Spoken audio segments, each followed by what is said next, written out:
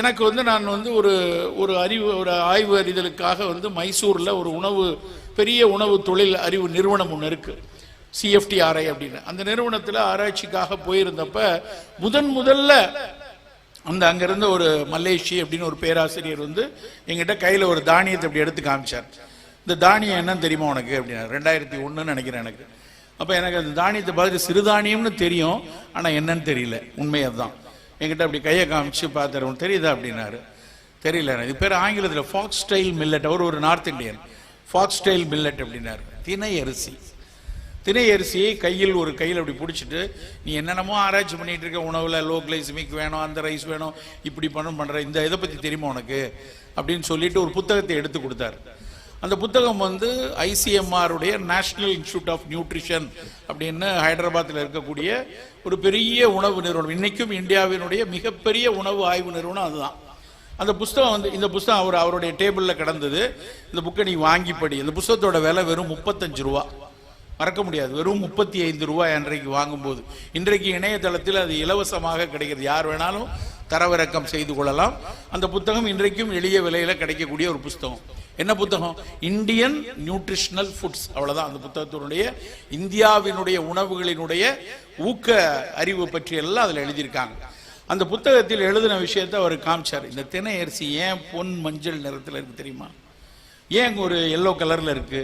அவர் தான் முதல்ல சொன்னார், இதுல பீட்டா கரோட்டீன்ஸ் இருக்கு, கரோட்டினாய்டு, அதாவது கண்ணுக்கு நன்மை தரக்கூடிய அந்த அணுக்களினுடைய பிரிகர்சர்ஸ், அதுக்கு முந்தைய தன்மையுடைய பீட்டா கரோட்டின்ஸ் இதுல நிறைஞ்சிருக்கு.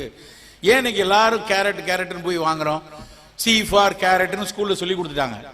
அந்த C for கேரட் நம்ம ஊர்ல விளைஞ்ச விஷயம் கிடையாது, வெளிநாட்டுக்காரன் கொண்டு வந்ததுதான். ஆனா எதுக்கு கேரட்டை மிகப்பெரிய அளவுல முன்னிறுத்துறாங்கன்னா, அந்த கேரட் கண்ணுக்கு நல்லது, விட்டமின் A நிறைய இருக்கு, பீட்டா கரோட்டின்ஸ் நிறைய இருக்கு, கரோட்டினாய்டு இருக்கு அப்படின்னாங்க. அதே பீட்டா கரோட்டின், அதே கரோட்டினாய்டு திணை அரிசியில் நிறைந்து இருக்கிறது அப்படின்னு முதல்ல அவர் சொன்னார். அப்போ எனக்கு வந்து அந்த திணை அரிசியில் நான் அப்பொழுது சில ஆய்வுகளை செய்து கொண்டிருந்தேன். அப்போ வந்து தமிழ்நாட்டில் எங்கேயுமே பெரிய அளவில் ஒரு கிராம மாவட்டங்களில், சில மலைப்பகுதிகளில், அங்கங்கே ஒரு சில இடங்களில் சிறுதானியத்தை தெரியும். நகர்ப்புறங்களிலெல்லாம் அது எதுவுமே தெரியாது. சென்னையில் நான் வசிக்கக்கூடிய இடத்துல அந்த திணை அரிசி வாங்கணும்னா பெரம்பூர் பக்கத்தில் ஒரு கடை உண்டு. அந்த கடையில் போய் தினம் நான் அப்பப்போ அதை வாங்குறதுக்காக அங்கே போவேன். போகும்போதெல்லாம் அங்கே ஒருத்தர் இருப்பார். நான் வந்தோடனே என்னை பார்த்தோடனே, தம்பிக்கு திணை அரிசி எடுத்து கொடுத்துரு அப்படின்னு சொல்லி எடுத்து கொடுப்பாரு, வாங்கிட்டு போயிடுவேன். ஒரு முறை அன்றைக்கு வந்து அங்கே யாரும் இல்லை. நான் பார்த்த என்னை பார்த்தவுடன் அறிமுகமான அந்த கடைக்காரர் காணோம். நான் வந்து அங்கே கடையில் நின்றுட்டு அங்கே இருக்கிறவங்கள்ட்டப்பா திணை அரிசி வேணும்னா அவங்க பாட்டு வேகமாக வேலை செஞ்சுட்டு இருக்காங்க, என்னைய கண்டுக்க மாட்டேங்கிறாங்க. யாருக்கும் தெரியல. அதில் ஒரு பையன் மட்டும் கையை பின்னாடி கட்டிட்டு நேராக வந்து, சார், அவர் கொஞ்சம் தமிழ் படித்தவர், உங்களுக்கு வேண்டியது என்ன, குறிஞ்சி திணையா, முல்லை திணையா, நெய்தல் திணையா, பாலை திணையா அப்படின்னு கிண்டலாக கேட்டுட்டு அவரும் நகர்ந்தார். ஏன்னா திணைனா அவ்வளோதான் தெரியும். அப்புறம் கொஞ்ச நேரம் கழிச்சு அந்த கல்லாப்பட்டியில் உட்காந்துருக்கவர் வந்து, அவர் என்ன கேட்காரு தெரியுமா, அந்த லவ் பேர்ட்ஸுக்கு போடுவோம்ல, அதை எடுத்து கொடுப்பா அப்படின்னு சொன்னதுக்கப்புறம் உள்ள போய் லவ் பேர்ட்ஸுக்கு போடுற தானியம் அப்படின்னு அதை 1 கிலோ எடுத்து என் கையில் கொடுத்தாங்க. எனக்கு மண்டையில் பளிச்சுன்னு ஒரு பல்பு எரிஞ்சுது. ஆஹா, லவ் பேர்ட்ஸ் இதுதான் சாப்பிடுதா அப்படின்னு நான் அப்போ ஆனந்த விகடனில் கட்டுரை எழுதிக்கிட்டு இருந்தேன். அப்போ அந்த கட்டுரையில் எழுதினேன், இந்த லவ் பேர்ட்ஸ் எல்லாம் தொடர்ந்து திணை அரிசி சாப்பிட்றதுனால தான் அது நல்ல லவ் பண்ணுது பார்த்துக்கோங்க அப்படின்னு சொன்னேன். அதுக்கப்புறம் திணை அரிசி டன்னா விற்க ஆரம்பிச்சது. ஏன்னா ஒரு விஷயத்தை எப்படி அதை வந்து பொசிஷன் பண்ணணும் அப்படிங்கிறது ரொம்ப முக்கியம் வணிகத்தில். எதற்கு சொல்கிறேன் என்றால், அன்னைக்கு 2002 இந்த திணை அரிசியை பற்றி எழுதவும் பேசவும் ஆராய்ச்சி.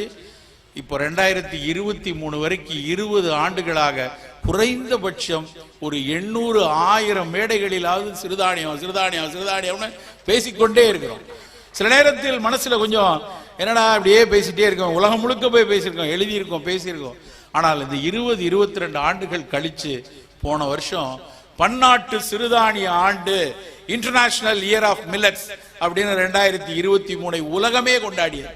உலகம் முழுக்க சிறுதானியத்துக்காக திருவிழா, சிறுதானியத்துக்காக பல்வேறு போட்டிகள், சிறுதானியத்தை ஊக்குவிக்கிறதுக்கு மத்திய அரசு, மாநில அரசு எல்லாம் வரிஞ்சு கட்டி வேலை செய்யுது. ஆனால் அதை நகர்த்துவதற்கு நம்மாழ்வார் ஐயா, நெல் ஜெயராமன் அப்படியானவர்களுடைய தொடர்ச்சியான பணிதான், அந்த பெர்சிவரன்ஸ் தான் இன்னைக்கு இதை இங்கே கொண்டு வந்து நகர்த்தி இங்கேயும் ஏதாவது 2 இடத்துல சாம பணியாரம், சோள அரிசியில் பொங்கல்னு ஒரு விஷயம் வந்ததற்கான காரணம் அந்த விடாமுயற்சி தான்.